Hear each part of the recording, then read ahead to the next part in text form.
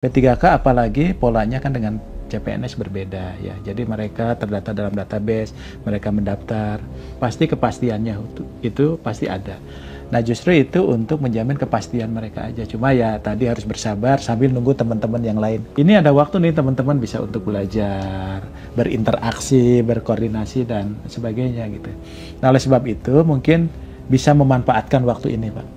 Ya, khususnya nanti Pak Waka juga berencana akan koordinasi dengan biro-biro kepegawaian ya Pak, dengan biro-biro SDM supaya bagaimana nanti waktu luang ini bisa dimanfaatkan juga untuk pembinaan, untuk juga meningkatkan pengetahuan. Enggak gini.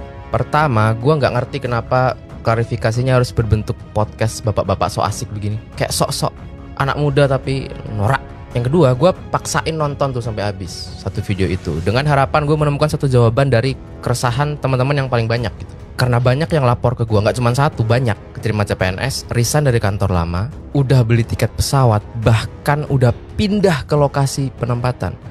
Gue tanya, kenapa lu resign? Nekat banget lu. Bukan nekat bang, soalnya kan kantor lama 1 month notice. Oh iya, kalau jadwal pengangkatannya April, Maret dia emang udah harus resign.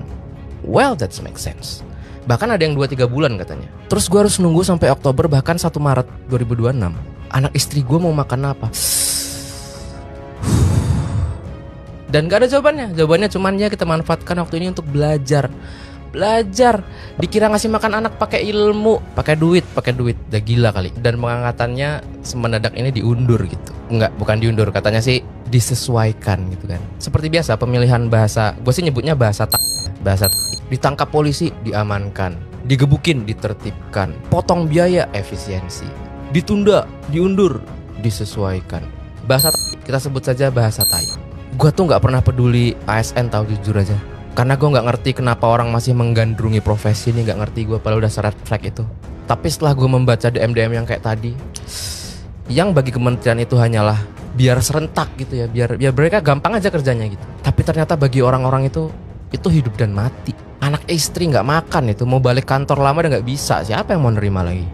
Gue nggak bisa kasih solusi, gue hanya bisa bantu menyuarakan. Buat bapak-bapak di podcast so asik tadi, buat Ibu Menteri, Gibran, whatever, make yourself useful.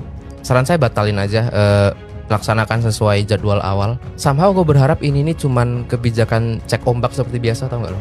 Baru ntar tiba-tiba ada muncul satu sosok pahlawan bilang tidak boleh diundur, harus April.